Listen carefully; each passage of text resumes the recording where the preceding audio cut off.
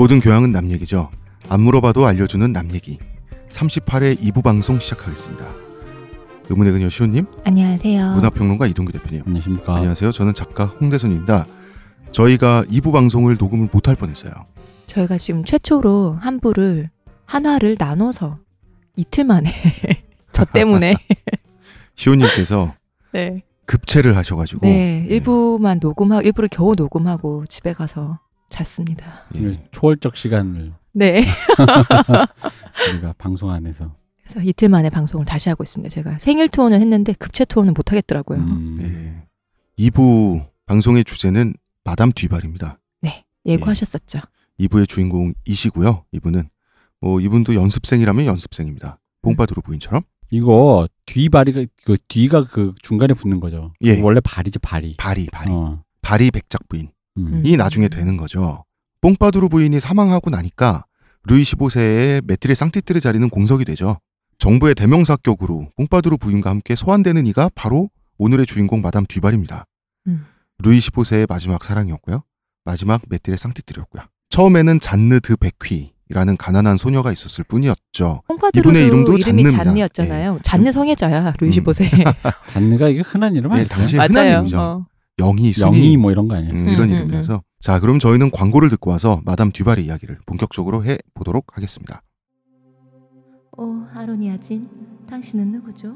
뉴 아로니아진이 출시되었으니 먹는 자마다 피로회복과 심찬 하루를 얻으리로다.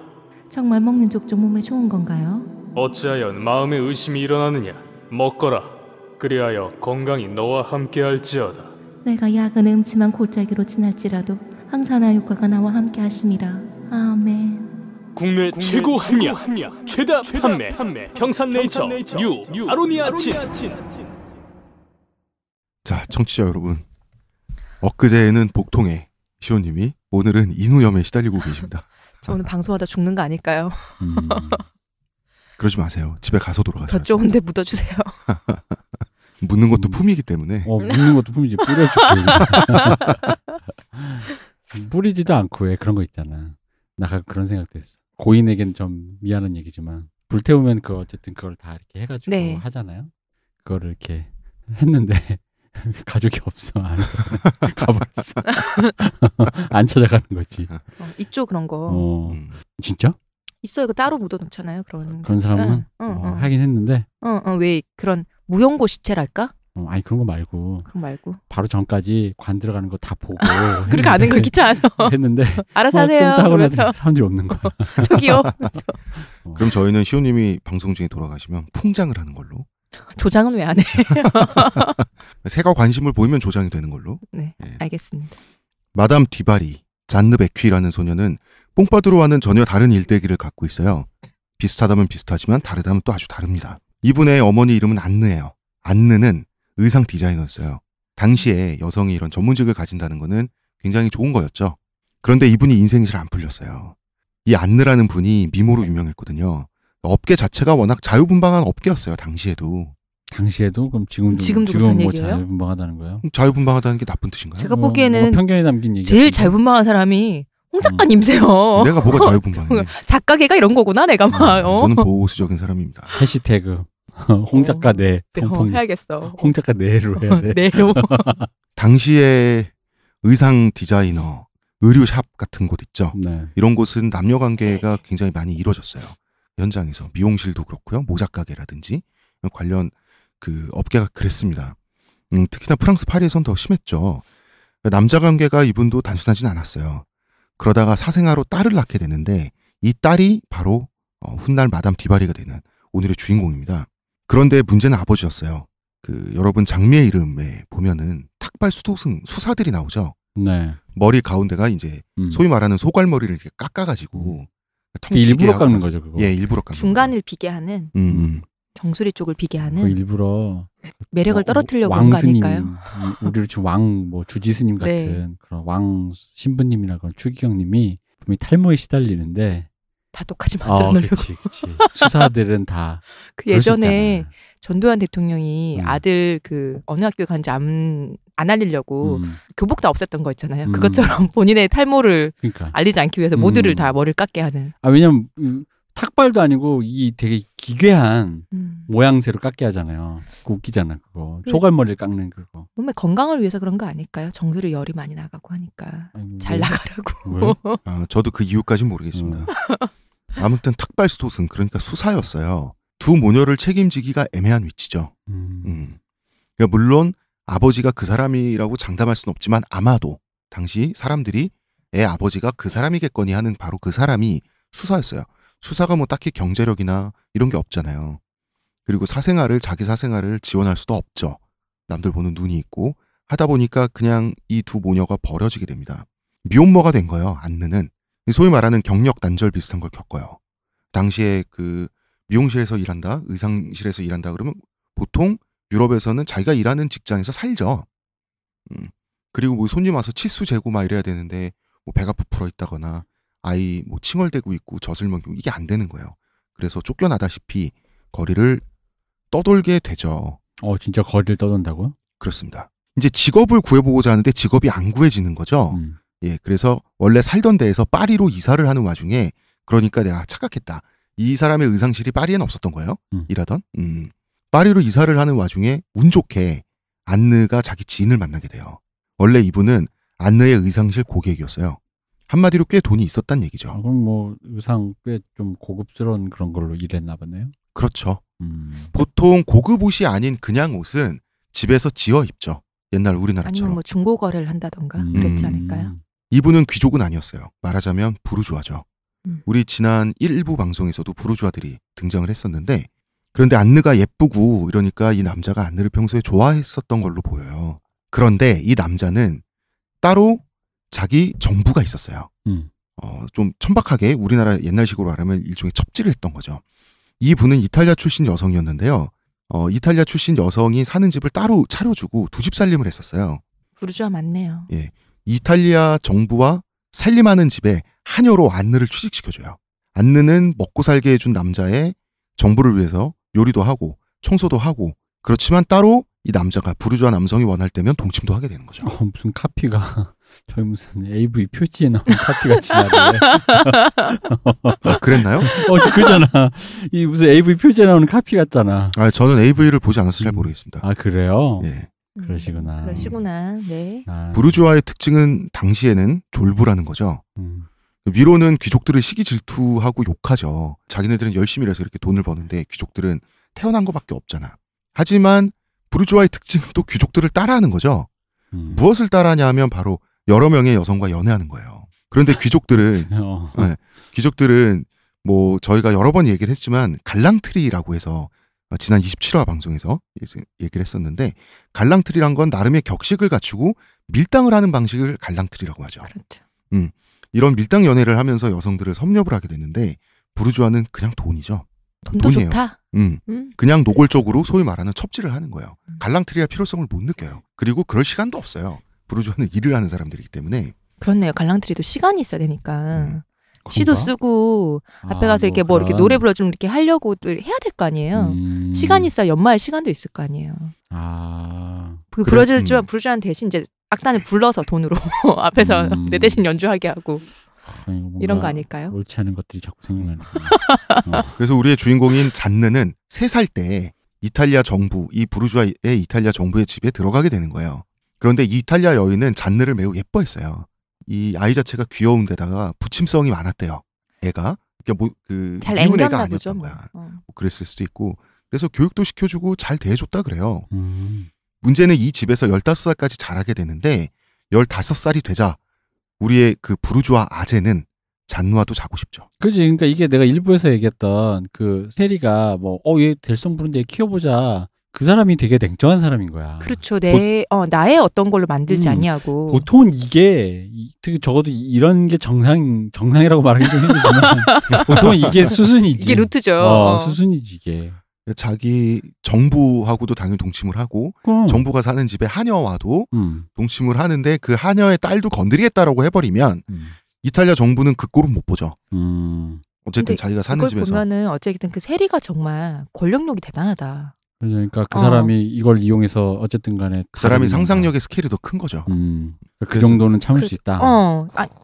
대단한데 진짜. 이 이탈리아 정부 아주머니는 그 꼴은 못 보겠다고 그렇게 예뻐던 잔느를 시기 질투하게 되죠. 15살이 되니까 또 얼마나 예뻤겠어요. 그치. 훗날 전설적인 미녀가 되는데 15살. 두 모녀를 쫓아내버립니다. 하나만 쫓아낼 수는 없잖아요. 그래서 이 잔느의 엄마인 안느는 그래도 아직 미모가 좀 남아있었어요. 그래서 이제는 뭐 그 직업적인 경제력이 없잖아요. 수단이 없다 보니까 결혼을 하긴 해야 되는데 결혼할 수는 있었어요. 그런데 귀족도 부르주아도 아닌 남자와 급하게 결혼을 할 수밖에 없었죠. 그래서 누추한 집에서 살게 되는데 문제는 이 15살, 16살의 잔느가 너무 예쁘게 자랐다는 거죠. 이 누추한 집에 새 남편이 가만둘 리가 없다는 거죠. 그죠. 이거는 근데 나 거기서 들었어.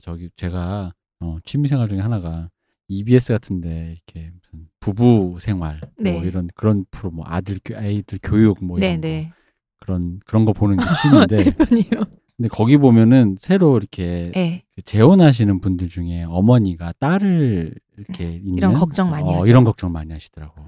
실제로 일본에 이런 경우가 많대요. 그죠. 이거 많죠. 그래가지고 왜 특히나 그 약간 왜곡된 경우에는 엄마가 딸을 질투하는? 일본은 엄마를 딸이 미천 삼아. 재혼 상대를 근데 딸이 있는 것 자체가 내가 재혼할 수 있는 그거의 어떤 요소가 되는 거예요. 그거를 미천 삼아 이렇게 어택을. 일본에? 현대. 그러니까 그게 왜곡된 그러니까 그게 동서양에 다 있는 게 처음에는 그런 느낌으로 그 미천 삼아 가는 데도 있고 또 하나는 나중에 그렇게 됐는데 이게 어떻게 되냐면 방금처럼 경제권이 없잖아요. 경제권이 없다 보니까 남편한테 버림받는 게 무서운 거예요. 그러다 보니까 이 관계를 묵인을 하는데 그러다 보면 어떻게 돼요? 자기한테 멀어지니까 당연히 자기도 모르게 딸을 질투를 하는 거야. 딸이 미운 거야. 근데 딸 입장에서 강간당하는 거잖아요. 그러다 보니까 이걸 잘 드러냈던 영화 중에 옛날 바브라 스트라이젠드가 주연했던 아마 피너츠였나 아마 그런 영화가 있었을 거예요. 정정합니다. 피너츠가 아니라 너츠입니다. 1987년작 영화입니다. 그러니까 살인을 했던 여자 죄수가 왜 그런 정도의 살인을 했는가를 파고들다 보니까 결국 정말 말하기 싫었는데 말하기 싫잖아. 거기까지 들어가는 거야. 어렸을 때 봤을 때 진짜 재밌게 본 영화인데 근데 그게 요런 서사가 진짜 많아요. 저 어젠가 웹에서 그걸 봤는데 이제 번역한 거였었어요. 근데 그 크리스마스니까 애기들 데려가서 산타 할아버지 무릎에 앉혀놓고 사진 찍잖아요. 미국에 사진 찍는데 그 애기가 어리잖아요. 그런 애들 그 정도 애들은 어릴 거 아니에요. 우리나라면 초등학생 정도일 거 아니에요. 이렇게 산타 할아버지한테 귓속말로 산타 할아버지한테만 제 비밀을 얘기해 준다고 새아빠가 자꾸 밤마다 더듬는다. 너무 싫어요. 산타 엄마한테 말 못하니까 산타 할아버지한테 말한다고. 근데 그래서 그 산타 할아버지랑 그 4명의 엘프가 새아빠를 팬 거예요. 넷이서 허허허 머더퍼커 이러면서 그러게 멋있다면서. 뭐 그렇잖아요. 이것도 정의의 산타네. 그런데 잔느에게는 정의의 산타는 없었습니다. 불길한 기운이 느껴지죠. 잔느도. 그래서 가출을 하게 되는데 일설에는 잔느가 엄마가 하진 않겠죠. 네, 어머니는 뭐 이제 의지할 데가 없으니까 그 집에 있고 그런데 겁탈당하고 가출했을 가능성도 있다 그래요. 그지 기운만으로 아니고 나도 아닐 것 같아. 했겠지. 이게 성공인지 모르겠으나 미수였는지 모르겠지만 일설인데 사실 사람들도 느낌이 있으니까 이런 루머가 당시 때부터 돌아서 지금까지 전해져 오는 거죠. 겁탈을 당했다라고 나중에 뒤발이 맥작 부인이 돼서 밝히진 않죠. 본인이. 나올 수밖에 없었다고 하더라고요. 가출을 했어요. 어머니하고는 잠깐 만나는 거 외에는 만날 수가 없어요. 어머니가 뭐 빵 쪼가리 정도는 전해줬겠지. 근데 그걸로 먹고 살 수는 없으니까 바구니 하나를 들고 파리의 뒷골목을 전전하며 살게 되는데요. 이 바구니에 자잘한 액세서리를 담아서 이제 팔았다는 거죠. 그런데 사실은 여기서 매춘이 강력히 암시되고 있죠. 그렇죠. 원래 이 바구니 하나를 들고 이 골목을 전전하는 소녀라는 건 원래 그런 이미지죠. 원래. 일단 워낙 예쁘니까 본인이 먼저 착용하죠. 폐물을. 그러고 나서 여성들에게 팔았는데 그 뒷골목이다 보니까 주 고객은 매춘부였던 것이고 문제는 어떻게 작물을 구하냐는 거죠. 그렇죠. 그 액세서리는 어디서 구할 것이냐. 15살짜리 소년이 소녀가 어디서 구해요. 아마도 손님들이 현금 대신 준 화대거나 혹은 선물일 가능성이 크다는 거죠. 그리고 아마 훔쳤겠지. 그런 것도 있는 훔쳤을 거죠. 것 같아요. 이런 생활을 거쳐서 잔느는 굉장한 미녀로 성장을 하게 됩니다. 이런 생활 덕분인가요? 당시에는 10대 사망이 흔했죠. 당시에 잘 먹어야 예뻐집니다. 굶어 죽는 시대이기 때문에. 그런데 파리 뒷골목에서 집도 절도 없이 바구니 하나를 들고 그 예쁘게 자라려면 피부도 굉장히 좋았거든요. 이분도 피부 미인이에요, 나중에. 그러면 영양 상태가 좋아야 되지 않겠어요? 아마 손님들과 그렇죠. 함께 자기와 동침한 손님과 함께 식사를 했을 가능성이 높다는 거죠. 그럼 얼굴이 이쁘니까 다른 사람들보다 훨씬 경쟁력이 있었다 뭐 이런 얘기겠네. 뭐 화대를 많이 받았거나 그래서 잘 먹을 수 있었다거나. 그렇게 길거리를 떠돌다가 드디어 취직을 하게 됩니다. 미용실에 취직을 해요. 미용사가 취직만 시켜줬을 리는 없죠. 네, 미용사의 또 애인이 되는데 헤어 모델이 되는데 이건 뭐냐면 당시에 마네킹 뭐 이런 게 따로 없고 최신 유행 머리를 직접 하고 앉아 있는 거예요. 거기서 차도 마시고 손님들하고 대화도 하고. 딱이다 근데. 살아있는 광고판이 되는 이렇게 거죠. 이렇게 예쁜 사람이 그러고 있으면 그 미용실의 간판이 되는 건데 쭈이 양이나 미나 양이 최신 머리를 하고 앉아 있으면 15살이니까 전소미로 합시다. 이때는 그러니까 정확한 시기는 뒤바리도 잘 기억을 못해요. 이때 뭐 달력을 봐가면서 길거리 생활하지는 않았기 때문에 그러다가 딸을 한 명 낳게 돼요. 그런데 그 딸의 아버지가 사실은 불분명하다 그래요. 그러니까 이 미용실 잠깐만 딸을 낳았다고? 예. 순간적으로 내가 지금 15살을 전소미 생각하다 갑자기 훅 넘어가니까 안 돼. 잠깐 당황했어 지금. 아마도 몸을 팔았을 거라 그러죠. 아버지가 불분명하니까. 당시에 미용실이라는 곳이 그렇게 건전하진 않았다 그래요. 그러니까 그런 성적 서비스도 이루어지는 곳이었다고 합니다. 그러는 이발소와 와중에 좀 대치되는 점이 있네요. 이발소 같은 경우에는 그 색깔이 뭐 정맥과 흰 붕대와 또 뭐 피를 상징한다 그러잖아요. 그러니까 뭐 외과 수술을 하는 같이 같다고 하는데 미용실은 좀 그런 쪽이 아니었군요. 아무데나 들어가면 다 매춘이야? 미용실도 매춘이고 의상실도 매춘이고 뭐. 그러니까. 뭐 대한민국이야 뭐야? 뭐 그랬겠죠. 뭐야 이거. 그러는 와중에 미용실을 드나드는 부유한 사람들의 눈에 띕니다. 너무 미녀라 관심을 끌게 되죠. 그렇게 예쁜데. 그러다가 귀부인에게 취직 제안을 받게 됩니다. 귀부인이? 예, 이 귀부인은 과부였어요. 과부는 뭐 사교장이 됐든 뭐가 됐든 다 커플로 다니죠, 부부들이. 이게 과부라고 하는 존재는 어디를 데려다줄 남편, 동행자가 없으니까 그냥 집에서 벽 보고 살아야 되는 거예요. 특별히 뭐 자기가 미녀거나 돈이 많거나 이러지 않으면. 그런데 잔느가 예쁘고 부침성이 있다 보니까 말벗으로 취직한 거예요. 같이 난로가 앞에 앉아서 괜찮죠. 괜찮지. 좋은 식사와 좋은 주거지와 이제 됐는데 문제는 과부의 두 아들이 있었는데요. 이 두 아들이 머리가 굵어지면서 잔느에게 상사병이 걸려요. 그리고 서로 싸우게 돼요.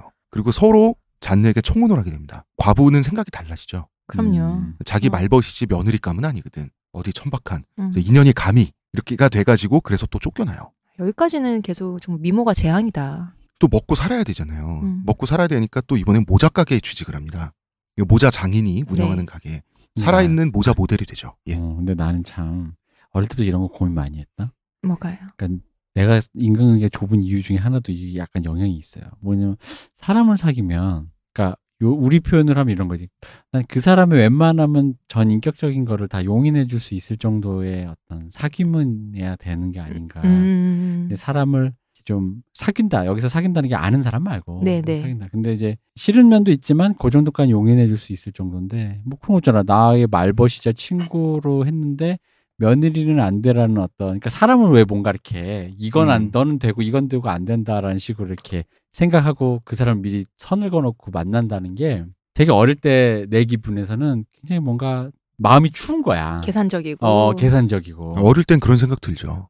아니 지금도 그래 솔직히 말하면. 그러니까 뭔가 그렇게 만났다면서 그래도 우리 결혼할 건 아니잖아라든가 그래도 네가 뭐 우리 집이랑 뭐 실컷 만나더니 왜 그런 우리 집이랑 급이 안 맞잖아. 아침 드라마에 많이 나오잖아요. 실컷 뭐 잘 놀더니 너랑 나랑 그런 급은 아니지. 이렇게 하는 거. 좀 이상하거든. 근데 사실 이게 나는 왜 그걸 느끼냐면 어릴 때만 지나가면 모르겠는데 이게 사실 되게 보편적인 정서인 거야. 사람들에게. 그래서 그건 아니지. 뭐 이런 식으로. 왜 요거를 확장하면 뭐였냐면은 젊을 때 연애는 연애하고 아직 결혼할 때가 아니니까라고 왜 습관적으로 말하는 애들한테도 느끼는 거야. 결혼할 때가 아니다라는 건 뭐야 그러면? 언제 구간에 내가 정말 이 사람과 뭔가 같이 하겠다 싶으면 그게 결혼이든 뭐든 간에 결혼 안 하더라도 근데 이 사람과 뭔가 하겠다는 결단이 서야 되는데 대학교 특히 제가 어릴 때 초반에 20대 초반에 그런 얘기를 뭐 남자애고 여자애고 막 양쪽에 듣다 보니까 이상한 거야. 그럼 얘들은 잠깐 어차피 지금 여자친구 자기 사랑한다 얘기해놓고 술 먹으면 막 이렇게 막 전화 걸면서 막 사랑해 막 이렇게 절규하는 애가 마음 한구석에 그런 거잖아. 지금 어차피 결혼할 때 아니니까 너는 어차피 흘러 지나가는 여자야. 하지만 술 먹고 사랑해. 야 죽으니까 막 이상한 거야. 사랑을 계속 하다가 이제 결혼할 때가 오면 결혼하겠다. 그러니까 그 머릿속이 좀 이상하지 않아요? 난 그게 머릿속이 이상하다 생각해. 난 오래오래 사랑만 할 수 있죠. 비슷한 의미로 옛날에 사랑 앞에 영원이라는 수식을 붙이는 거 있죠. 영원. 영원히 사랑해. 영원한 사랑. 영원이 뭔데? 그 말을 너무 가볍게 하는 게 저는 좀 이상했어요. 그러니까 그래서 이 과부도 좀 약간 내가 어릴 때부터 느낌 이런 사람 보는 때마다 이상한 거예요. 근데 내가 이런 사람을 흔하게 보니까. 근데 이 과부는 고용인이잖아요. 그러니까 좀 다르지 않을까요? 아니, 그래도 어쨌든 말벗으로 취직을 했는데 다른 것도 하녀도 아니고 자기 말벗과 뭔가 자기의 이 말벗이라는 건 약간 노래하는 나랑 말하는 카나리아 같은 느낌 정도지 사실. 그러니까 뭐 그렇게 생각은 했는데 그냥 사람으로 보는 게 아니라 뭔가 그런 느낌. 그 기능적으로만 이해한다라는 게 좀 뭔가 마음이 또 추워진다 이거죠. 마음 둘 곳이 없다 이런 느낌. 자, 그래서 모자 가게에 또 취직을 합니다. 우리의 주인공 안느는 살아있는 모자 모델이 또 되죠. 얘는 이쁘니까 취직은 되게 잘한다. 그러니까 그렇죠. 좋다. 여기서 친구를 만나게 됩니다. 또래였던 모자 가게집 딸이 있어요. 이 딸이 훗날 유명한 여류 화가가 됩니다. 프랑스의 이 초상화 전문 작가가 되는데 화가라는 사람들은 외모에 대한 질투 그런 거보다 앞서서 아름다운 피사체를 사랑하는 습관이 있죠. 누가 그래? 그렇지 않아요? 그런 게 있어. 이분은 그랬나 봅니다. 이분이 그런 거죠. 이분이 사람이 좋으시네. 잔느가 예쁘고 모자도 맨날 바꿔서 쓰고 하니까 잔느를 대상으로 습작을 해요. 그러면서 둘이 아주 친한 친구가 됩니다. 좋겠다. 그릴 때 그리는 대상이 예쁘면 그지. 공짜 모델이잖아. 그러니까 친구니까. 그리고 이제 그 연습욕도 더 생기고 그럴 거 아니에요. 그림을 여러 장 그리다 보니까 이 그림들이 파리 시내를 돌게 돼요. 그러면서 이 그림을 잔느의 초상을 보게 되죠. 사람들 반응은 진짜? 거짓말 아니야? 나도 처음 사진 봤을 때 거짓말이라고 생각했어. 이런 아이돌이 있다고. 주희 양은 진짜 어마어마하죠. 저도 그랬어요. 근데 이 당시 사람들 사진 요즘같이 미디어가 발달한 시대에 그림만 봤을 뿐이면 정말 예뻤다고 하니까 그런 소리 했을 것 같아요. 과장이 아니냐. 그러다가 드디어 장뒤바리. 뒤바리의 바로 그 뒤바리입니다. 네. 장뒤바리라는 백작이 초상화를 보고 잔느를 수소문하게 되죠. 그럼 이분이 드디어 우리 일부의 세리처럼 이분이 설계자인가요? 여기서는? 결국 그렇게 되죠. 이 사람은 당시 파리에서 가장 잘 나가는 포주였어요. 그리고 백작인데 그리고 로비스트였습니다. 그리고 매춘을 겸하는 카지노를 소유한 부자였습니다. 이 사람 딱 그 왕좌의 게임의 리틀 핑거네 캐릭터네. 그런 캐릭터예요. 제가 좋아하던 그 CSI 라스베가스에서 나오던 그 라스베가스의 어마어마한 큰 카지노를 소유하고 있는 그 부자들 있잖아요. 건물 그런 느낌이에요. 그러니까요. 이 사람은 악명 높은 장사꾼이었습니다. 그리고 능구렁이었죠. 그럴 수밖에 없겠죠. 이 사람 지금 하고 있는 일들이. 그렇겠죠. 잔느를 수소문해서 보게 돼요. 보자마자 반하기도 하고 한편으로는 물건이다 싶기도 해서 모자 가게에 돈을 주고 잔느를 사가요. 그리고 자기 거처에 잔느를 두죠. 일단은 애인으로 삼아서 이 사람은 기본적으로 장사꾼이고 포주기 때문에 할 거 다 합니다. 자기 욕정은 다르네요. 자기 욕정은 욕정대로 채우고 놀 건 놀아야지. 또 한편으로는 최고급 매춘부로 잔느를 훈련시켜요. 그리고 마드무아젤 랭이라는 이국적인 예명으로 탈바꿈시켜서 데뷔를 시켜요. 왜 랭이에요? 랭은 원래 북유럽성이에요. 랑게라는 성을 프랑스어로 랭이라고 읽는데 금발에다가 푸른 눈이었어요. 잔느가. 그러다 보니까 북유럽 혈통인 것처럼 그러니까 귀족도 아니고 천출도 아니고 아예 그 설정을 외국으로 만들어버려서 신비감을 딱 줘버리는 거예요. 이국적인 느낌을. 마드무아젤 랭. 그래서 파리 최상류층 사회에 데뷔를 시킵니다. 최고급 매춘부로. 센세이션이 일어났다 그래요. 미모 때문에. 그리고 훈련도 훈련대로 받았고 뭐 최소한의 교양이나 재치 같은 경우는 뭐 말상대하는 습관 같은 경우 또 이렇게 받았을 거 아니야. 이로써 장뒤바리는 돈을 쓸어담게 됩니다. 그런데 여기서 뒤바리가 만족하지 않아요. 스케일이 큰 남자네요. 야심을 불태우게 됩니다. 루이 15세의 정부로 꽂아서 나라를 좌지우지해보고 싶다는 야심이 생기는 거예요. 근데 뽕바두루가 있을 때잖아요. 그죠? 뽕바두루 사후입니다. 약간의 시간차가 있는데 뽕바두루 부인이 사망하고 나서 4년 후에 궁정에 들어가게 되거든요. 그 뒤바리 부인은. 그러니까 이 생각을 할 때는 아직 살아있을 때가 아닌가 하는 거죠. 죽었을 때입니다. 더 쉬웠겠다 그러면. 죽은 직후인가 아마 그랬을 거예요.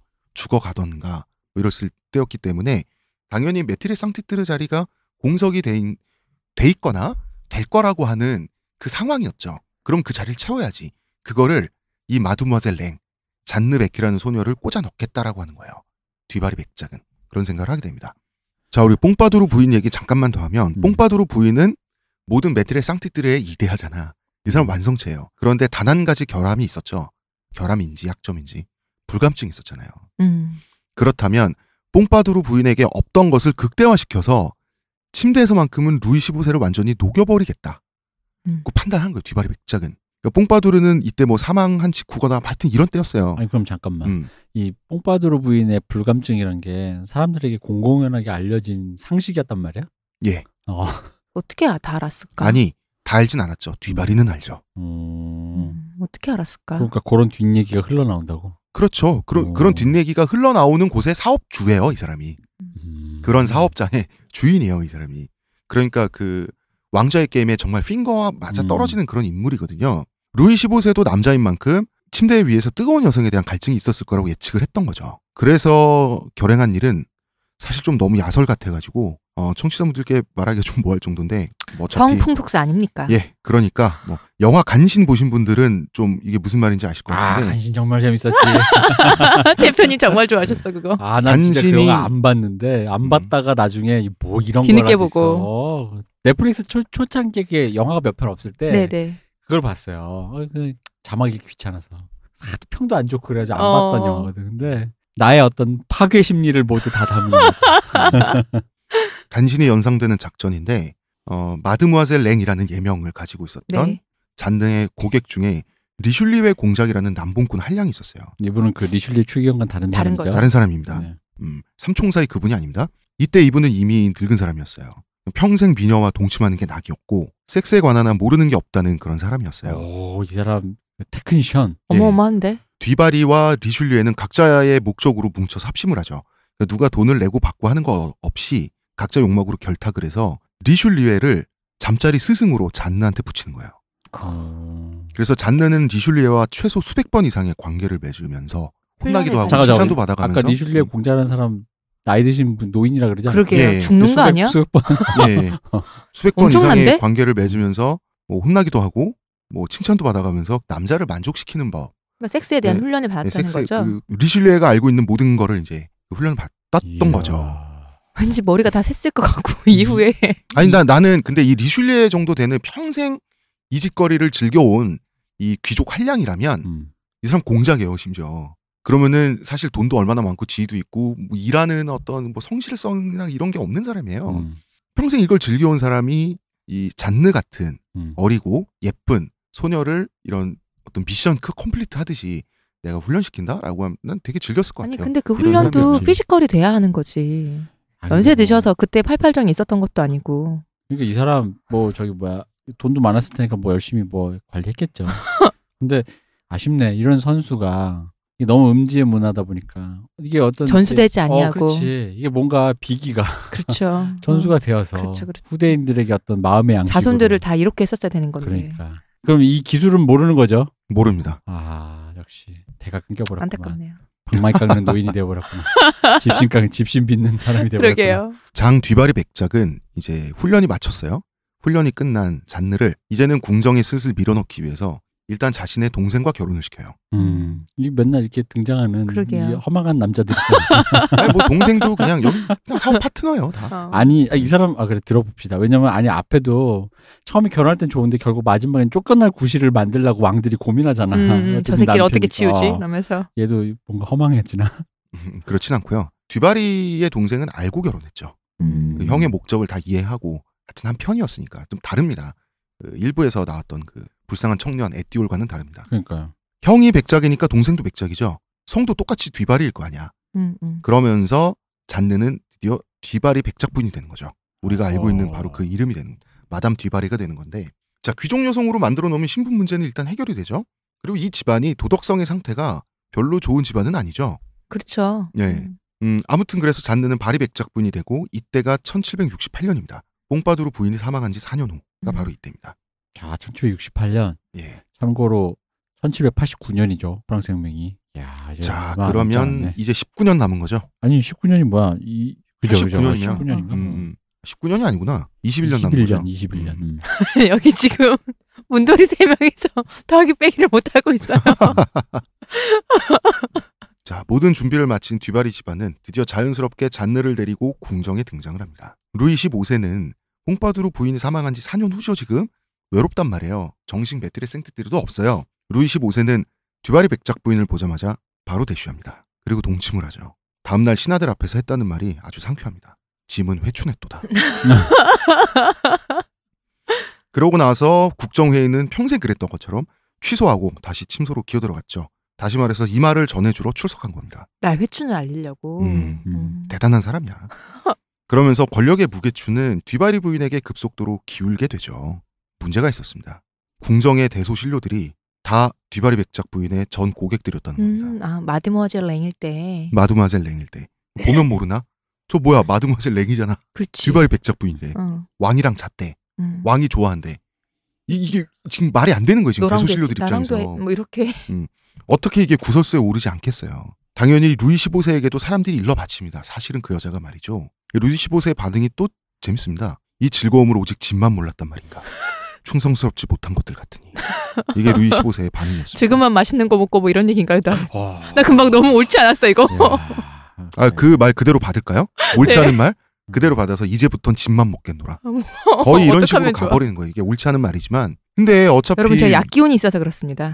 네. 메트레 생티트를 누구 시키는지 그 모든 것은 루이 15세의 마음이죠. 결국 듀바리 부인에게 메트레 상티트르 자리를 주게 되는 겁니다. 그리고 루이 15세는 갓 메트레 상티트르가 된 마담 듀바리에게 자모르라는 방글라데시 소년을 선물로 줘요. 방글라데시요? 방글라데시. 당시에는 벵갈이죠. 벵갈. 무굴 제국 치하의 벵갈이라는 무굴 제국의 식민지 격인 벵갈이죠. 진짜 멀리서 왔다. 멀리서 왔죠. 이 자모르라는 소년은 11살 때 고향이 치타공입니다. 지금도 유명한 도시입니다.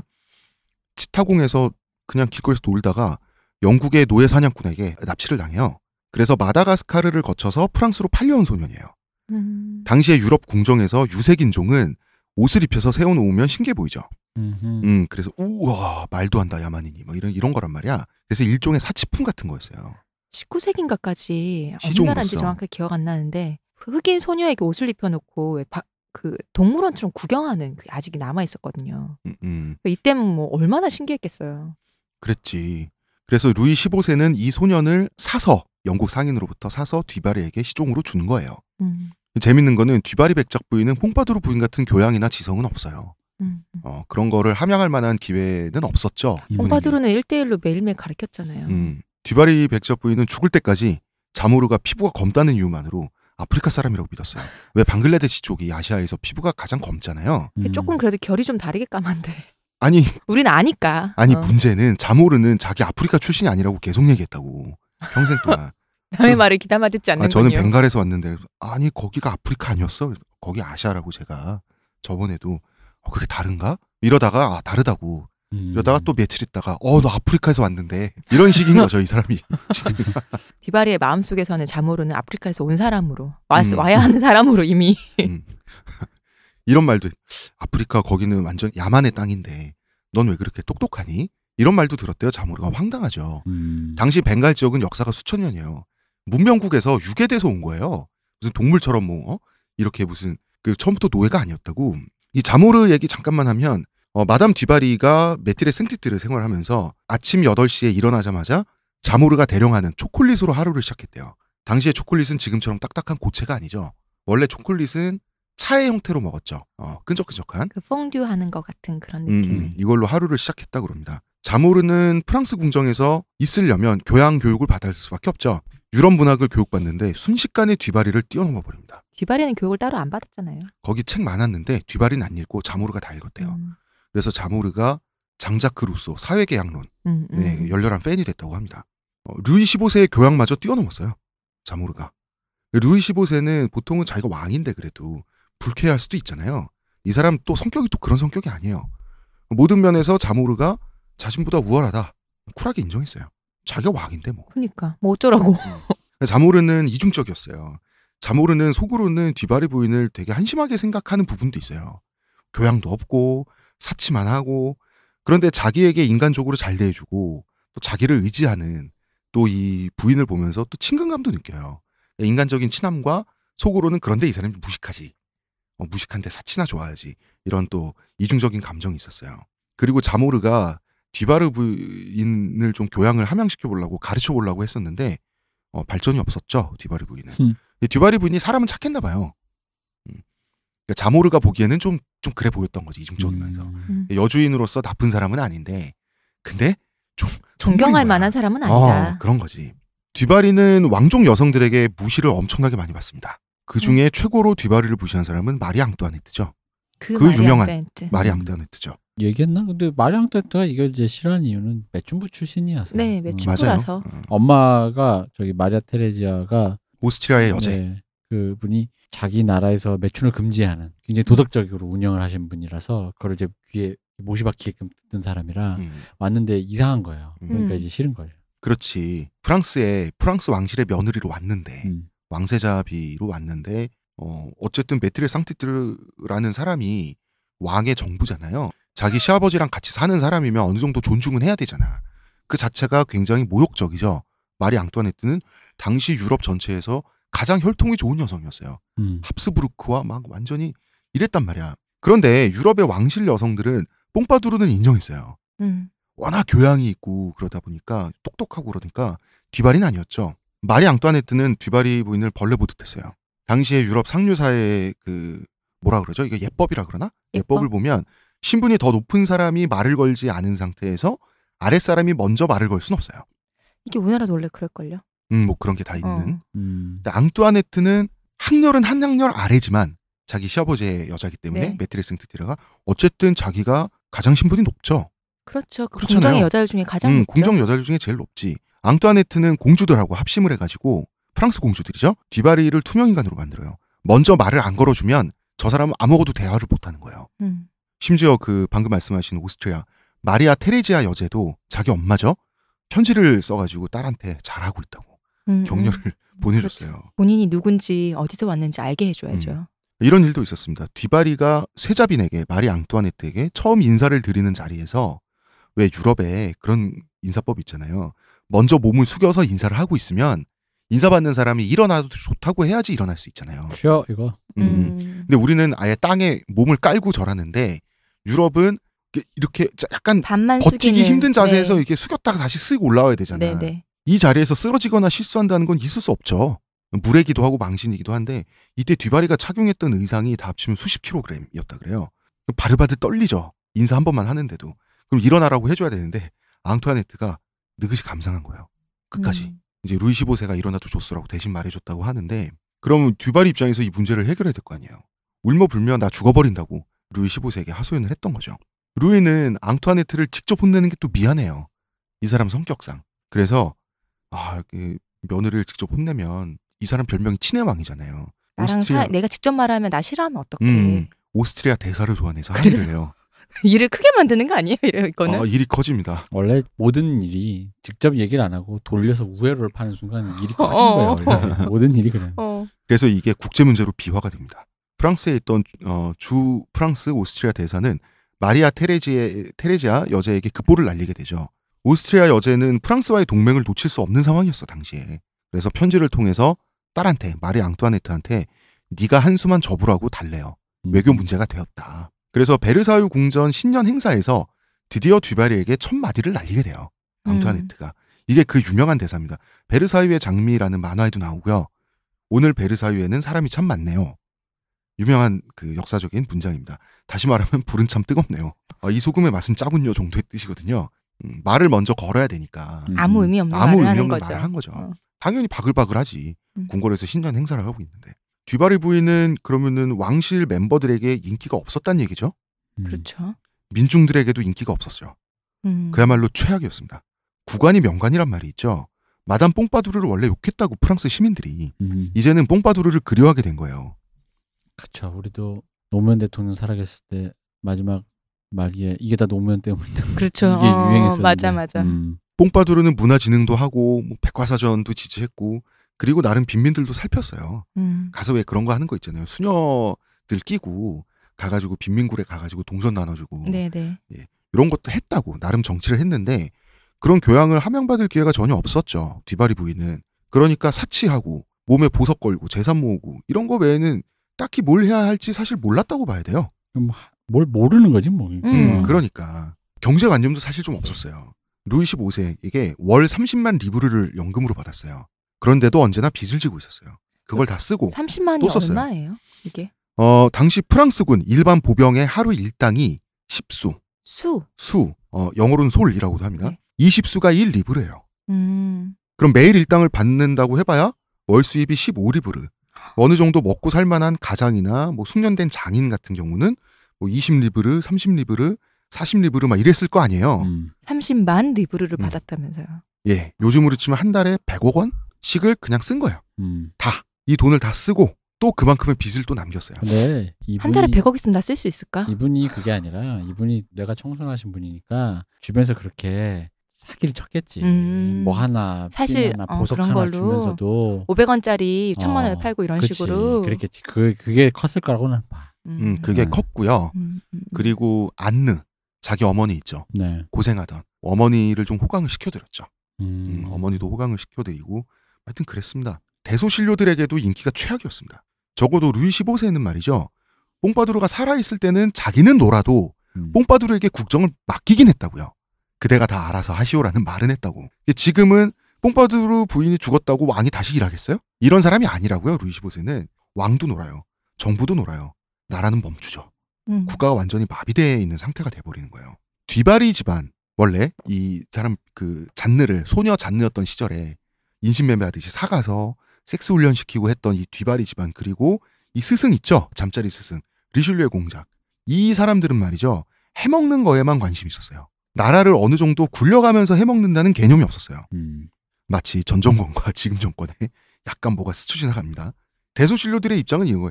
당신들이 제발 해먹으려면 나라를 방치하지 말고 굴려가면서 해먹으라는 게 대소신료들의 입장이었던 거예요. 우리도 그런 얘기 하잖아요. 세금 내고 하려면 좀 살게 좀 해줘야 너네가 우리를 계속 세금을 빼먹지. 이런 식으로 하면은 못 살아 얘들아. 루이 14세에게 루이 15세가 23억 리브르에 당하는 23억입니다. 이건 또 30만 리브르하고는 또 다른 차원의 돈이죠. 네. 23억 리브르에 달하는 국가부채를 안고 왕이 됐는데 이 상태에서 평생 파업을 했지만 뽕파두르 부인이 그나마 프랑스라는 체제를 유지는 시켰잖아요.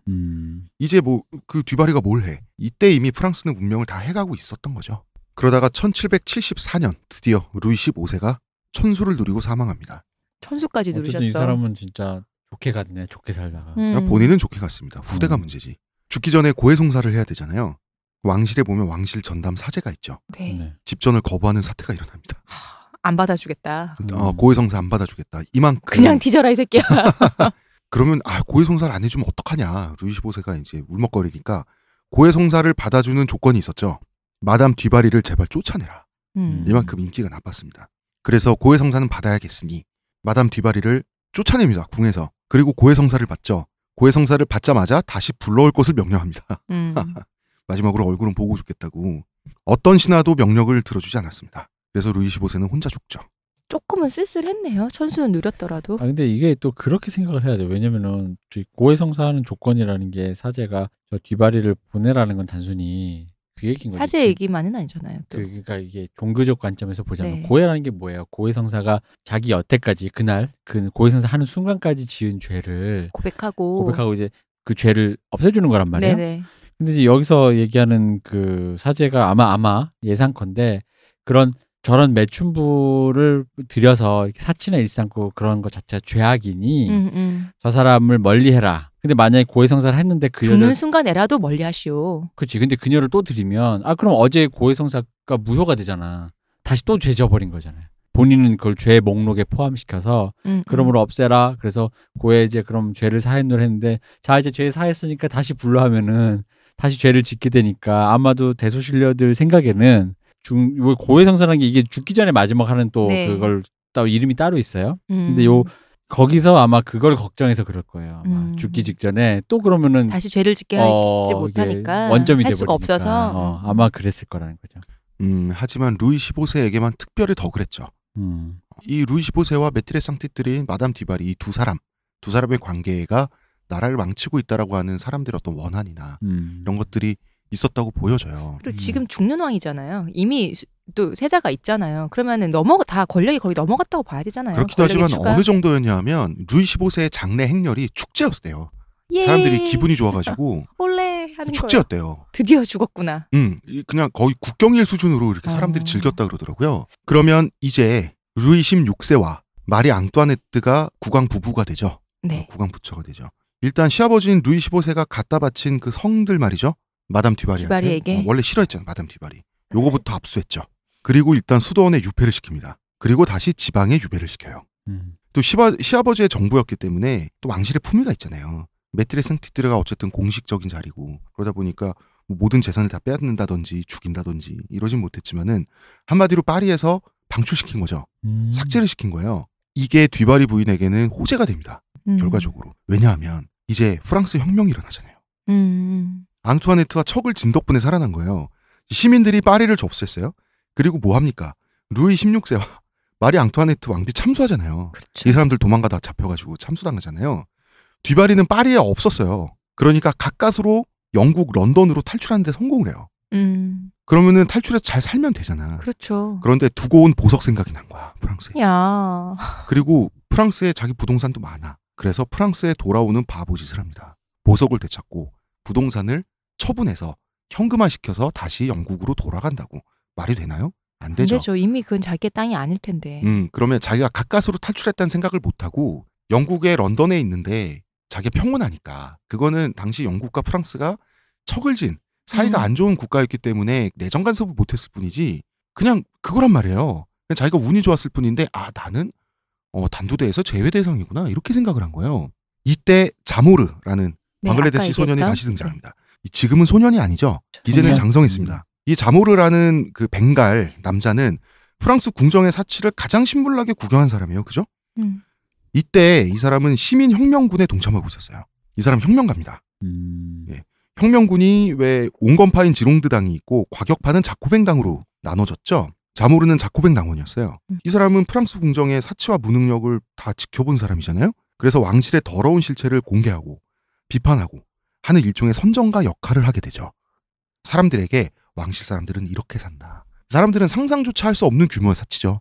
그러면서 이제 분노를 이끌어내는 시민들의 그런 그 선정관의 역할을 하게 되는데 당연히 듀바리 부인의 사치에 대한 증언을 하게 되죠. 당연하죠. 듀바리 부인을 비판합니다. 그러니까 정치적으로는 듀바리 부인의 삶과 프랑스 궁정은 잘못됐다고 믿었고 그렇게 행동을 했죠. 이 사람 혁명가니까. 그런데 듀바리 부인에 대한 인간적인 감정은 있죠. 두 사람은 어쨌거나 친밀한 사이였단 말이에요. 네. 그래서 듀바리 부인이 보석 되찾겠다고 오는 거 말렸어요. 아니까. 프랑스로 돌아오지 말라 그랬어요. 그러다 당신 죽는다고. 그리고 듀바리 부인은 영국의 망명 가는 귀족들, 관료들 도망가야죠. 단두대서 목 잘리기 싫으면 이 사람들을 에미그레라고 했어요. 불어로. 이 사람들을 받아줬어요. 듀바리 부인이. 부탁하니까. 이 사람이 그냥 순진하니까 사람이 이런 행동을 했는데 이거는 프랑스 당시 시민 정부 입장에서는 국가의 적이죠. 그렇죠. 시민의 적이나 할 법한 행동이죠. 살려달라니까 도와줬을 뿐이지만 그 문제가 아니라고. 그래서 자모르는 편지를 통해서 그것도 하지 말라 그래요. 제발. 나중에 혁명 정부가 영국이랑 좋은 외교 관계를 맺는 순간 듀바리 부인은 송환되게 돼 있죠. 그렇죠. 그죠. 그 외교 선물로. 그리고 처형당하게 마련이죠.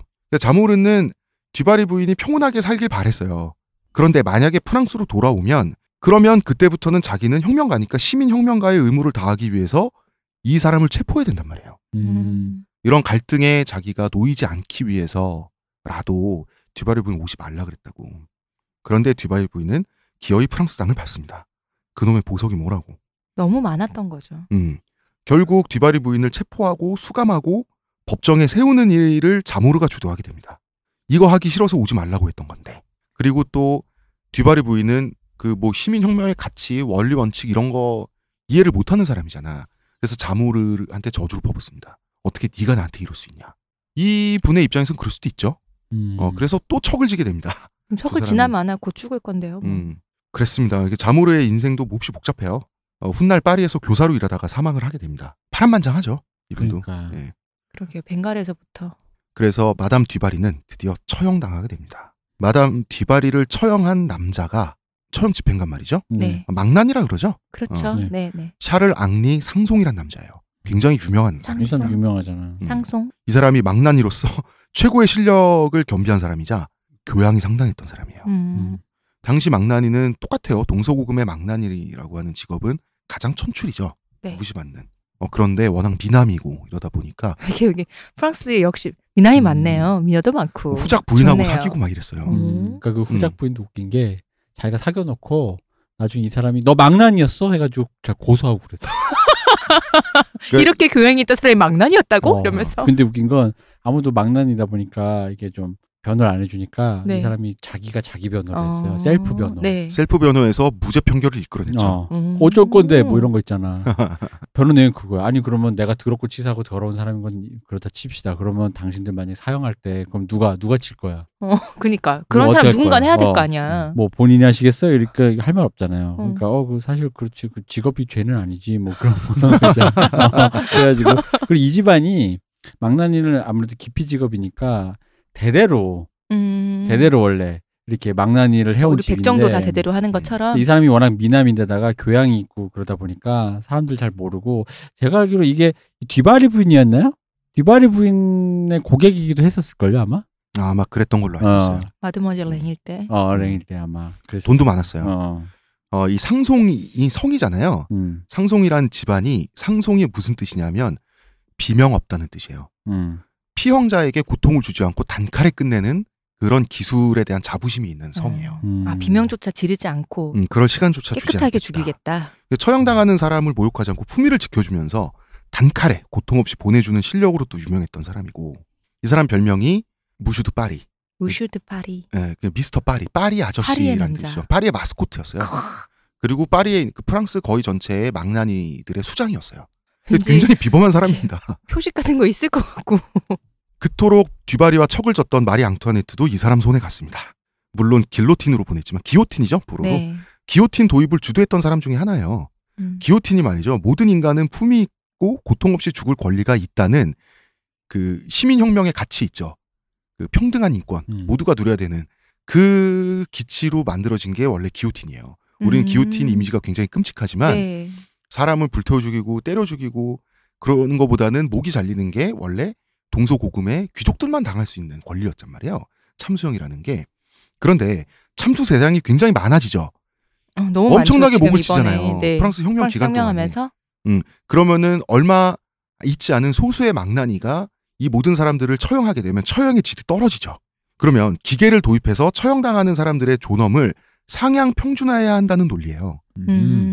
그래서 이 사람이 바로 이런 논리를 통해서 기요틴 도입을 또 찬성했던 사람이기도 해요. 대단한데요. 왜냐면은 이게 프랑스 혁명이 지나가고 나면은 다시 수요가 적어지면은 기요틴으로만 처형을 해버리면 망나니들 못 먹고 살아요. 이게 또 다시 돌아갈 텐데. 집전하죠. 기요틴 작동하는 사람이지. 그거예요. 하긴 그것도 누군가 해야 될 거니까. 그걸 하는 거예요. 왜냐면은 저기 사형 집행 누를 때 예를 들어 일본에서 네.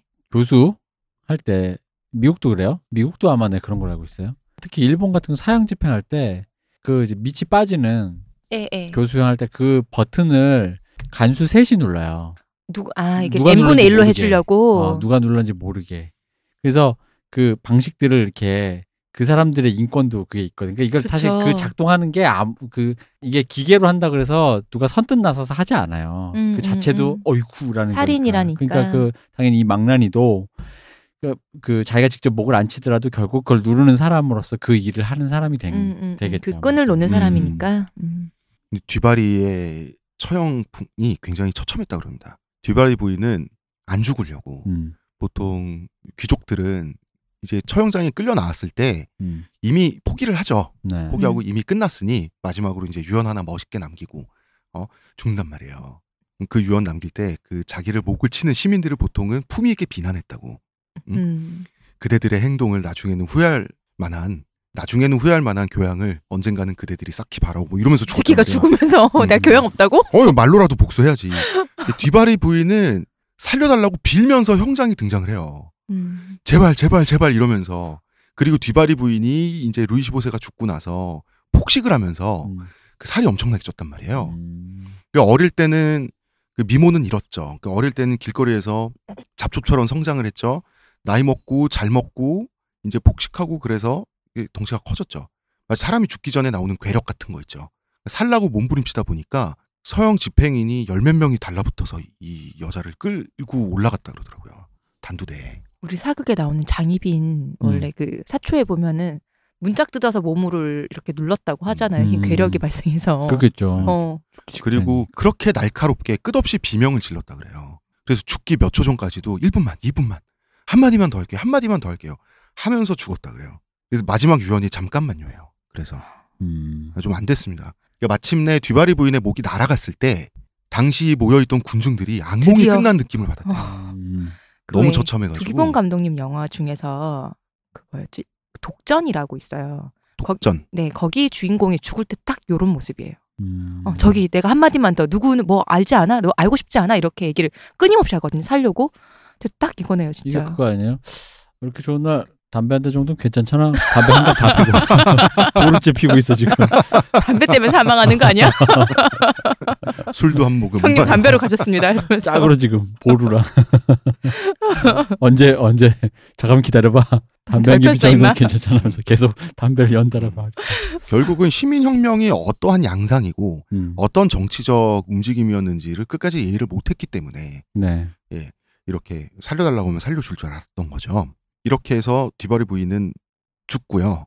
우리의 주인공들은 이렇게 다 사망을 했고 프랑스의 로코코는 갑자기 몰락하게 되죠. 시민혁명에 의해서.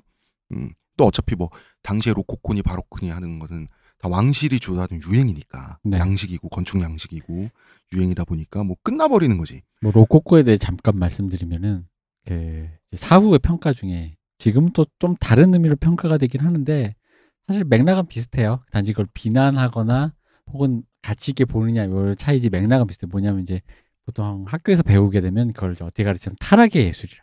왜 바로크가 장엄하고 근데 이게 너무 장엄하고 크게 하니까 좀 이렇게 아기자기하고 화려한. 근데 화려하려다 보니까 끝없이 사치를 하니까. 그러니까 장식성이 극대화되고 네. 그러니까 장식만 하고 장식과 사치를 위해서 예술의 미적 기능이 동원되다 보니까 여기에는 예술이 가지는 어떤 기능이 있잖아요. 그 미를 추구하기 위해서 그 예술가가 가져야 될 어떤 태도라든가 이런 게 거의 결여가 돼 있는 거예요. 그냥 아름다움 그 자체인 거예요. 화려하게 꾸미기만 한다. 그리고 색깔 자체가 바로크는 좀 중후함이 있잖아요. 여러분 로코코라고 이제 한번 쳐보시면 구글에 보면은 바로크랑 색감이 다르죠. 색감이 흰 바탕에 은색, 금색, 핑크색 번쩍번쩍한 뭐 그런 식의 이제 화려한 꽃무늬, 리본. 아 우리나라의 그 키치 예식장 있죠. 그 결혼 공장 있잖아요. 아 뭐 그런 거 궁전같이 돼 있는 궁전같이 그 흰색에 그게 이제 로코코의 그 열화된 모방이죠. 그치? 표절이죠. 그러니까 사실 이런 거예요. 그러니까 예술가가 예를 들어 내가 좀 돈이 있는 집의 아들이야. 그래서 예술을 해. 그럼 나의 그림 속에는 예를 들어 이 시대에 사는 귀족이었다 치자고요. 내 아버지가. 그러면은 이 그림을 그리게 된 이 환경적 요건은 어쨌든 간에 시민들의 고열이라는 그 어떤 개인의 그 어떤 그 뭐랄까 갈등 같은 게 그림에 녹아 있다는 거죠. 예술가들의 그림이란 건 대부분 그렇다는 거지. 근데 I don't care. 그게 뭐야? 난 정말 이쁠 거야. 그러니까 나의 공력이나 모든 게 그냥 예쁘고 즐거운 걸로만 들어가 있는 거예요. 그러니까 지금으로 치면 이런 거야. 마치 그 우리가 뭐 아디다스 나 저한테 얘기했던 그분들의 논리를 얘기하자면 네. 아디다스 네가 신발을 신는데 그게 제3세계 어린 소녀의 노동력과 맞지? 우리는 그걸 아디다스를 신으면서 우리는 그걸 알고 안 신을 수 없는지 뭐 있는지 없는지 모르겠지만 적어도 이거를 계산하려고 하는 뭔가에 대한 사고가 머릿속 한 구석에 어딘가 딱지처럼 앉아는 있어야 되지. 근데 이제 이런 거가 결여돼 있는 거예요. 이거에는 어떤 사관이라고 해야 되나? 어떤 그런 관이 없는 거야. 비전이 없는 거야. 이 예술 자체가. 그냥 그러다 보니까 그 당시에도 어떤 비전 있는 예술가가 있었을 거 아니에요. 그렇죠. 그러다 보니까 그 사람들이 그림을 어떤 식으로 남겼냐면 삐딱한 약간 그게 뭐가 있냐면 타락상을 그렸어요. 그래서 예를 들면 자기 첩을 그네를 태워주는데 그 자체는 되게 멋있어요. 어떤 첩을 자기 첩이긴 하지만 어쨌든 남자가 여자 그네를 밀어주는데 그네를 높이 올리고 거기에 치마가 날리면 그 치마 속을 보려는 그런 식으로 구도가 돼 있거나 그래서 약간 자기 어떤 그런 의식을 거기에 담긴 했어. 조금씩 비꼬아서. 근데도 불구하고 그 예술 자체가 이미 그런 거에 복무한 거예요. 왜냐면 이 사람들이 그런 그림을 그려주면 심지어는 어떤 사람들은 그걸 불쾌할 수 있잖아요. 근데 그게 아니라 그거 자체가 즐거운 거야. 왜 그런 거잖아. 내가 자기의 추한 걸 가리고 싶어하는 사람도 있지만 그 추한 것조차 그냥 깔깔대는 사람들 있잖아요. 저거 봐라 이렇게 웃는 사람들. 그런 것들 정도로 타락상이 심했고 그런 식으로 이게 진행됐다 그러더라고. 동양에서는 건축에 있어서 로코코에 해당하는 게 원나라식이에요. 말하자면 게르, 텐트죠. 텐트에서 살던 몽골 유목민들이 중국을 정복하니까 번쩍번쩍해요. 멋있어요. 뭘 봐도. 아 이제는 건축물 안에 들어가서 살게 된 거예요. 한족의 그 가장 최고의 명인들이 만들어낸 건축물에. 그러면은 이 게르에는 없던 게 멋있어 보인단 말이에요. 그 중에 하나가 공포예요. 공포는 뭐냐면 그 기와지붕이 있고 그 밑에 기둥이 기와지붕을 떠받치고 있는데 기둥에 바로 기와지붕이 올라가 있지 않죠. 기둥과 기와지붕, 무거운 기와지붕을 지탱하기 위해서 힘을 배분하기 위해서 이렇게 깔때기형으로 기둥에 그 구조물을 공포라 그래요. 이 공포가 이 구조물에 장식을 하게 됩니다. 당연히. 공포가 멋있어 보이는 거예요. 원나라 귀족들은. 그래서 한족 장인들한테 이런 명령을 내립니다. 저 공포 저 더블 트리플로 2단 3단으로 한번 해봐. 공포가 무거워서 지붕이 떨어지는 거 아니에요? 아니 그렇진 그러면? 않죠. 근데 이게 건축학적인 대표님, 건축학적인 그 수학적 미는 파괴하는 거 아닌가요? 그렇잖아요. 딱 필요한 만큼의 구조물이 있고 그 남는 자리에 장식을 하는 게 바로크적인 거라면 이거는 그게 멋있어 보인다는 이유만으로 불필요한 건축적 구조물을 더 첨부한다는 개념이에요. 근데 그렇다고 해도 힘은 똑같이 받아요. 그 불필요한 자재가 들어간다는 것 자체가 건축가들한테는 괴로운 일이잖아요. 당시에 그냥 어떻게 보면 건축의 이념을 깨트리는 일인데 그래요. 그래서 막 그 원나라 때 건축물들이 그렇게 금치를 많이 하고 한번 사치를 해보다 보니까 이 원나라 귀족들, 몽골인들은 한족들을 착취하는 거에 대해서 워낙 이 사람들은 유목 문명이 베이스고 우리 자기들이 정복한 피착취민들은 농경 문명이 베이스다 보니까 남남이에요. 그러니까 착취에 대한 뭔가 민중의 먹고 살 거리를 걱정해주고 어쩌고 하는 뭔가 어떤 그런 개념이 아니란 말이에요. 그래서 사치를 할 때도 사치하는 물론 한족 귀족들도 사치를 했지만 그 전 왕조들에서 사치하는 양상이 약간 묘하게 더 번쩍거리고 로코코적이에요. 원나라 시기 때 보면은 약간 좀 이런 공통점이 좀 있는 것 같아요. 그래서 아마 현대에서도 여러분들이 예술을 볼 때 진짜 물론 이제 그 자체만으로 아름다운 거의 의미라는 건 있는데 그 예를 들어 이런 거지. 그 자체가 넓은 의미, 그 자체가 갖고 있는 씬, 예를 들어 그냥 사치스러운 시계 하나 사는 건 괜찮지. 그렇죠. 근데 예를 들어 그 사치스러운 시계를 만들기 위해 시계 업계가 그렇다는 게 아니라 예를 들자면 만약에 시계 업계의 씬이라는 게 그 사치를 하기 위해서 거기에 보석을 깎고 그때 그 보석이 뭐 롤렉스 들어간 다이아가 블러드 다이아몬드고 뭐 거기에 그 조립하는 노동자가 스위스 노동자 장인이 아니라 무슨 저기 뭐 모로코에 있는 소녀들이고 이래버리면 이제 이미 이 씬 자체의 경향성이 이제 자체가 이미 이제 그 자체를 로코코화가 된다라는 느낌인 거죠. 이게. 네네. 그리고 현대도 로코코가 남아 있어요. 남아 있어. 그러니까 그 아랍 부자들, 건 다 그런 거죠. 도널드 트럼프 이 사람들이 로코코예요. 변기 그 황금 변기 쓰고 그 비행기 안에 말도 안 되게 화려하게 금칠로 그 순금으로 떡칠해놓고 뭐 이런 식의 졸부근성 같은 거 있죠. 그런 거가 어떻게 보면 로코코적이죠. 그러니까 이게 것도. 약간 자본주의적인 그러니까 부의 축적에 관련된 문제랑 결부되니까. 그러니까 저는 예를 들어 조심스럽지만 좀 패션 업계 같은 거. 네. 그러니까 패션 자체가 그 자체 미를 추구하는 것 자체는 상관이 없는데 그 미를 추구해서 남는 것이 무엇이냐면 어떤 부가가치. 그 부가가치는 브랜드 네임이죠.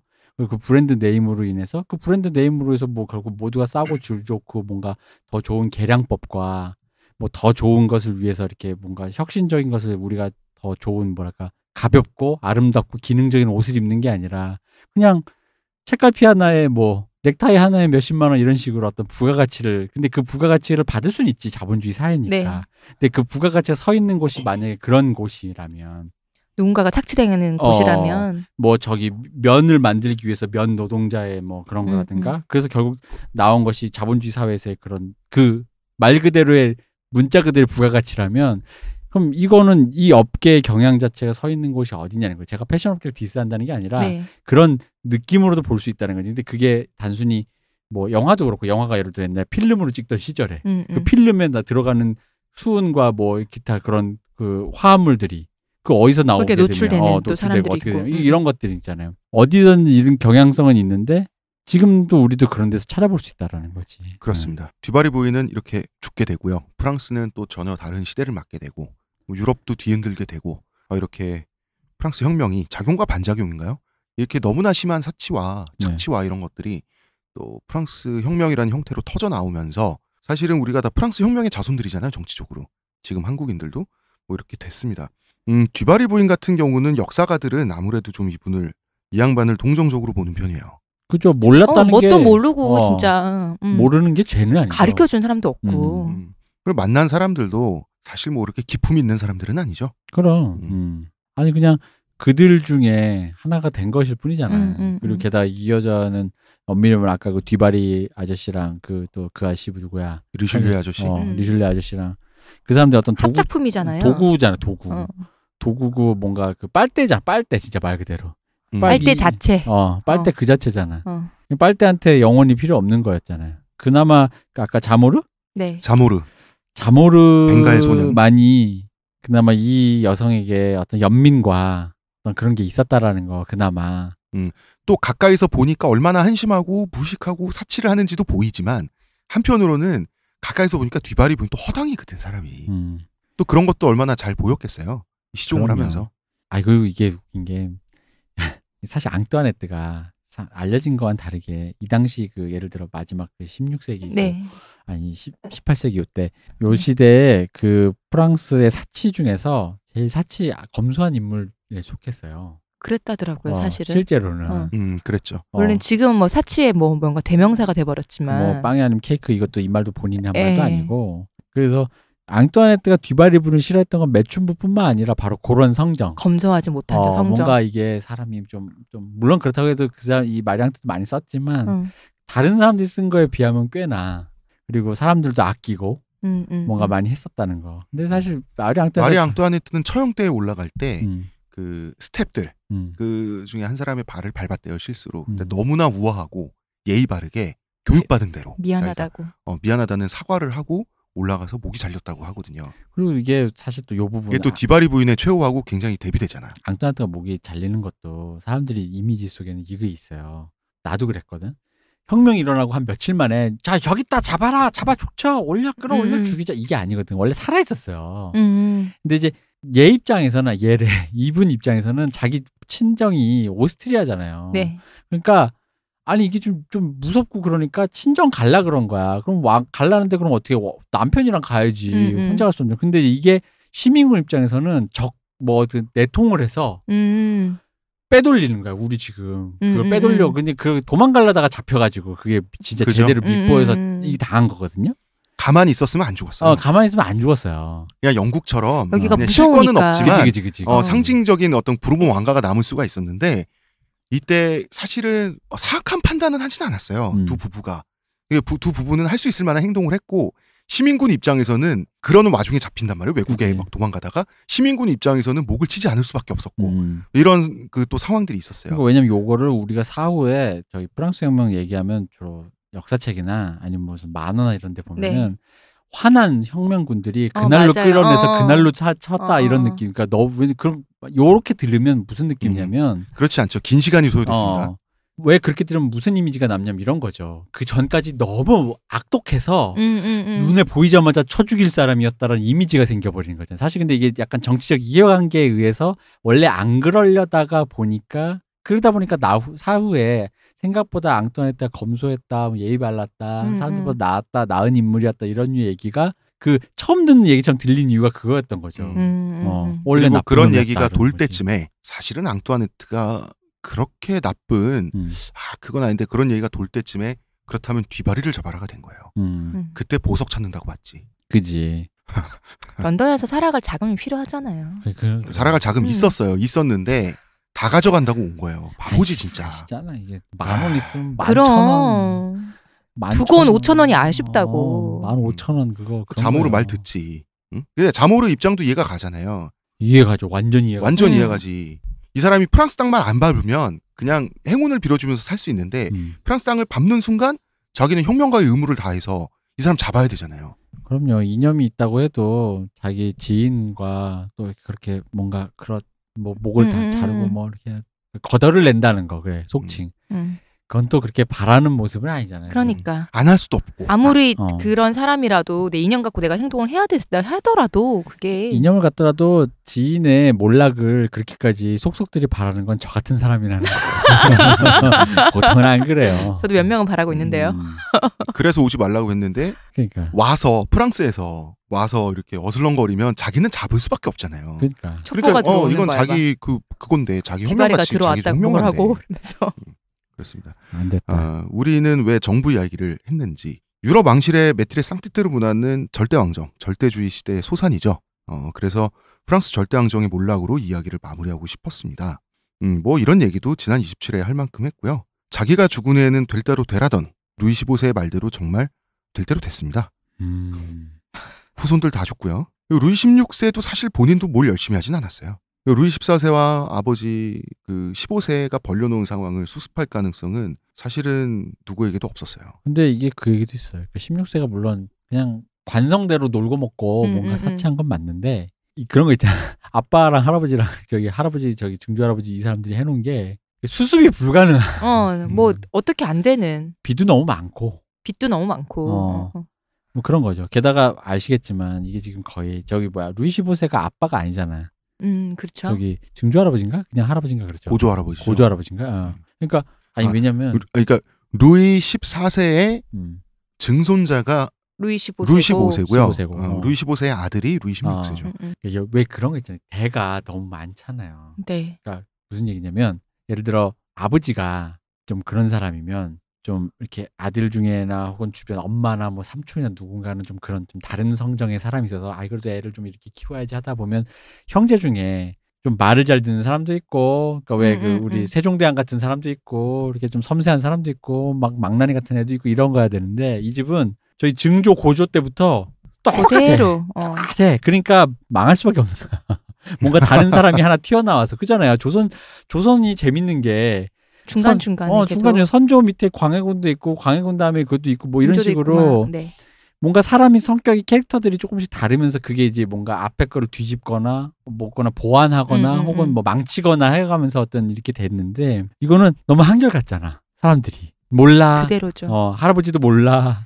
이게 여기서 끊기고 뭐 이렇게 누구의 아들에 이렇게 넘어가서 뭐 가야 되는데 그런 것도 없고 작은아버지 아들이 한다든가 이런 것도 없고. 그러니까 이게 좀 너무 한결같아서 그래서 오히려 루이 16세가 그런 거를 뭐라고 해야 되지? 그러니까 교육받거나 보고 들을 만한 창구가 없이 자기는 그냥 그렇게 커서 그렇게 간 어떤 관성대로 간 것도 좀 있지 않나. 사실 좀 그렇게 생각이 들거든요. 잠깐 착각이 있었습니다. 맞다. 루이 16세는 루이 15세의 손자예요. 루이 15세가 아니고? 그렇죠. 루이 15세도 또 천수를 들였기 때문에. 그러니까. 아들은 차마 집정을 못하고 아버지가 너무 오래 사셔서 그러니까 내가 그래서 59년 동안 집정을 하는 바람에 그래서 관성 얘기를 한 거라니까.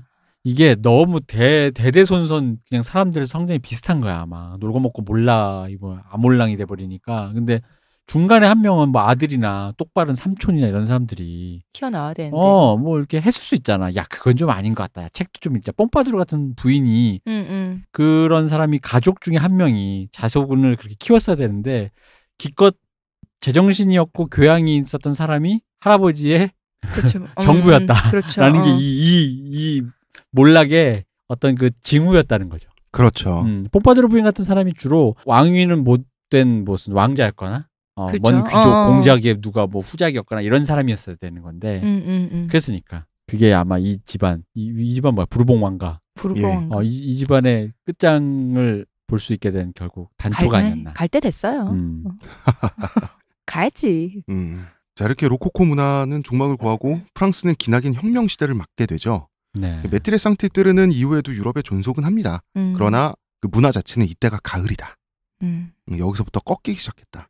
프랑스 혁명을 기점으로 이제 낙엽이 떨어지기 시작하는 거죠.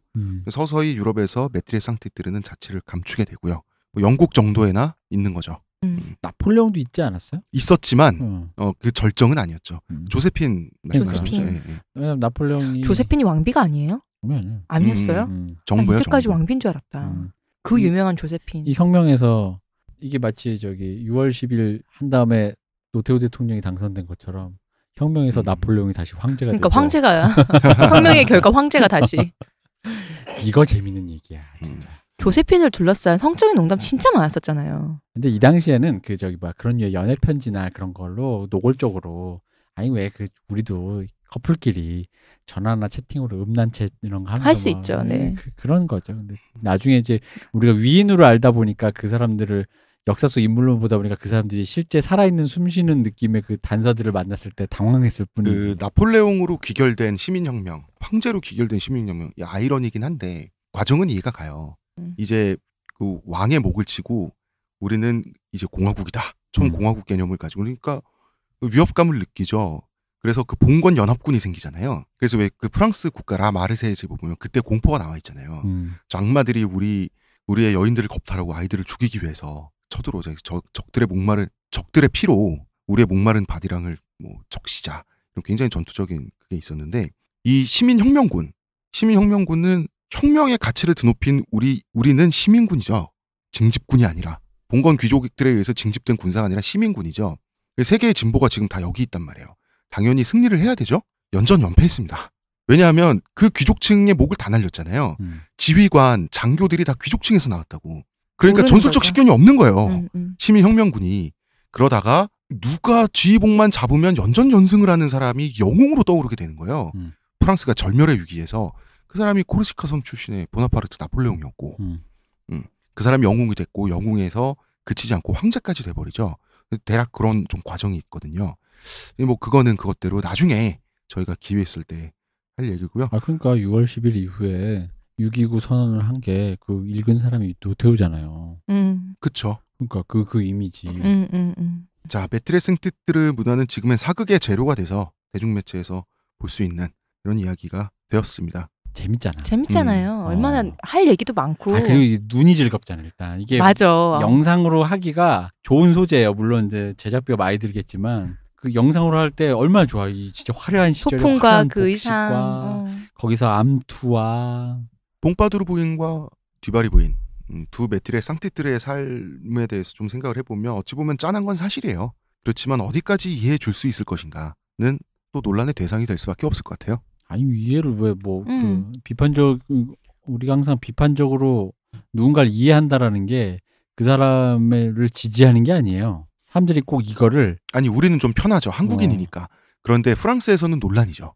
그지. 근데 논란이긴 한데 역사의 일부기 때문에 그쪽도 그러니까 그런 생각을 해줘야지. 누군가를 이해한다라는 게 그 사람을 인정하고 지지하고 그 사람의 가치를 존중 뭐 어떻게 해준다는 건 아니에요. 사람이라는 게 살면서 헛발질도 하고 나쁜 사람 되고 살 수도 있는데 그 우리가 중요한 건 그 사람이 왜 나쁜 사람이 되었는가에 대한 얘기를 해보자는 건데 그 얘기가 그 사람에게 동의한다. 예를 들어 지금 여기 가장 동의라기보다는 이제 동감을 할 수 있는 거죠. 그죠. 근데 그걸 동의라고 해석을 한다라는 거지. 사람들이. 예를 들어 지금 가장 화제가 되고 있는 게 유영철 아니에요.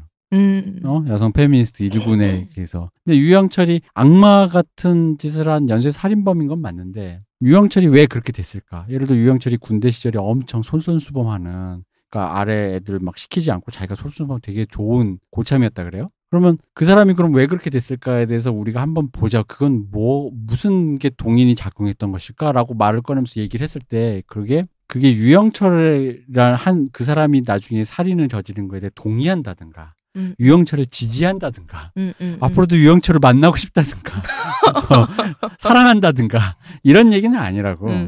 사람에 대해서 이해해 본다라는 게 동의한다라는 게 아니라는 걸 좀 알아야 되고 그렇기 때문에 우리가 이런 얘기를 한다는 거죠. 그게 전제가 돼야지. 그럼요. 어디까지 이해할 수 있을 것인가 보면은 뒤바리 부인은 이해가 잘 가요. 사실 말하면 좀 보다 좀 단순하고 뽕파두르 부인은 확실히 좀 복잡한 인간형이었던 것 같아요. 그죠? 근데 그건 나는 근데 살면서 그런 생각은 해. 뽕파두르 부인 보면서 느끼는 거지만 자기 사는 거에 관성이라는 게 있잖아요. 저거밖에 모르는 삶이란 저렇겠구나라는 생각이 들어요. 저는. 그러니까 그것도 있고 오히려 그 반대보다 약간 다르게 내가 여기서 이 관성에서 조금 다른 걸 봤는데 그럼에도 불구하고 이 관성대로 갈 수밖에 없는 그런 거 있잖아. 예를 들어 내가 야구공이야. 야구공인데 내가 지금 나를 던졌어. 지금 내가 야구공의 시점에서 보자면 이 코스를 가면 이거 맞겠는데 싶은데 앞에 지금 내 눈앞으로 지금 이제 저 타자의 배트가 날라오고 있을 거 아니야. 하지만 안 틀 수 없죠. 그지. 그 마음 있잖아. 자기 확신조차 살짝 이렇게 아리까리할 때 그때 인간은 하던 대로 하게 되잖아요. 그죠. 그러니까 인간이 그런 의미에서 우리 일부에서 자유의지 막 얘기하셨잖아요. 근데 의외로 선택의 폭이 좁아요. 그런 관성 앞에서 생각은 하고 이게 아닌 것 같기도 하고 뭔가 판단의 여지가 좀 있긴 한데 생각보다 그래요. 그래서 그걸 일상의 언어로 그래서 그러면 이제 에라 모르겠다. 그치. 에이씨 되겠지 뭐 어떻게. 뭐 어떻게든 되겠지가 되는 거고요. 좀 고급스럽게 하겠나? 표현하면 이제 스피노자까지 가는 거지. 그러니까 죽게 하겠나. 아몰랑이 이게 참 그래. 그러니까 폼파두르 부인을 생각해 보면은 분명히 그 정도까지 교양을 쌓았으면 그리고 자기 존재와 그 교양이 불일치하면서 오는 그 어떤 그걸 느꼈을 거라는 거지. 그리고 어떤 기시감, 시대의 기시감 같은 거 느꼈을 거예요. 굉장히 똑똑하니까. 이거 뭔가 시대가 다른 식으로 흘러간다라는 미묘한 뭐 예상까지는 못했겠지만 뭔가 좀 새로운 바람이 오겠는데? 불어오는 라는 새로운 바람. 그게 뭐가 될지 모르지만 새로운 바람이 불어오는 그런 느낌 느꼈겠죠. 비바람이 불 것이야. 그게 피바람인지 몰랐겠지. 비바람일 수도 있다고 느꼈어요. 그럼에도 불구하고 나는 또 메띠르 상티티로 살아야 되고. 놓을 순 없고. 이게 참 그런 것 같아요. 이게 뭐랄까 결과론적으로 우리가 결과를 알고 보니까 이게 그런 거지. 그리고 그 당시에 메띠르 상티티르까지 했던 여자가 그거 안 하면 뭐 할 거예요? 그렇잖아요. 그지. 다 내려놓고 나오면 왕이 날 보내줄까? 게다가 우리 얘기하잖아. 취향은 내려가기 힘들어. 그러니까 내가 이까지 올려놨는데 나 때문에 취향 내리기 힘들어요. 그건 진짜 힘든 거야. 그렇죠. 프랑스 왕의 취향이 내려갈 리가 없잖아요. 그리고. 그럼 저 사실 이 당시에 만약에 내려놓으려면 이때나 우리나라나 조선시대나 지금이나 똑같은 게 그거밖에 없어요. 이 여자니까 수녀원 가거나 남자는 뭐 절에 들어간다든가 그거밖에 없어. 그거 누가 해? 그거. 절도 안 돼. 황간으로 만들어야 돼요. 그거 누가 해? 안 되지. 자, 저희가 메띠르 상티티르 얘기를 27회 그리고 이번 38회 2회에 걸쳐서 이야기를 했습니다. 네. 여러분 뭐 재밌게 들어주셨길 바라고요. 이제 슬슬 방송 여기까지 하도록 하겠습니다. 프랑스 얘기가 이제 지겨우신 분. 다음에는 저희가 이제 방글라데시로 자모르의 나라. 그런 거 있어? 그런 거 자료나 있을까? 몰라. 아까 벵갈이라고 수천된 문명국이라며요. 문명국이 했는데 우리가 얼만큼 번역서나 아니면은 번역할 수 있는 쓸만한 자료가 있을 것인지는 또 다른 문제라서. 한번 찾아는 보죠. 네. 그래도 나는 성풍속사지. 솔직히 말하면 이런 건 이제 됐어. 솔직히 좀 별로야. 난 좀 더 진한 거 했으면 좋겠는데. 그러니까, 성풍속사잖아. 성풍속사인데 이렇게 무슨 역사 얘기하지 말고 그냥 그거 좀 하면 안 돼요? 소녀경. 소녀경 좋다. 카마수트라. 황제경. 뭐 그런 알겠습니다. 10분 고려를 해보도록 테헤란로 하겠고요. 이런 거 있잖아. 전문가 모셔서. 청취자 여러분, 제가 이 두 분을 만족시키기가 이렇게 힘듭니다. 자, 오늘은 여기까지 하고요. 문화평론가 이동규 대표님. 네, 감사합니다. 아프신 의문의 그녀 시온님. 이제 오늘 목 컨디션이 안 좋아서 듣느라 고생하셨습니다. 감사합니다. 빨리 나으시고요. 저는 작가 홍대선이었습니다. 감사합니다. 수고하셨습니다.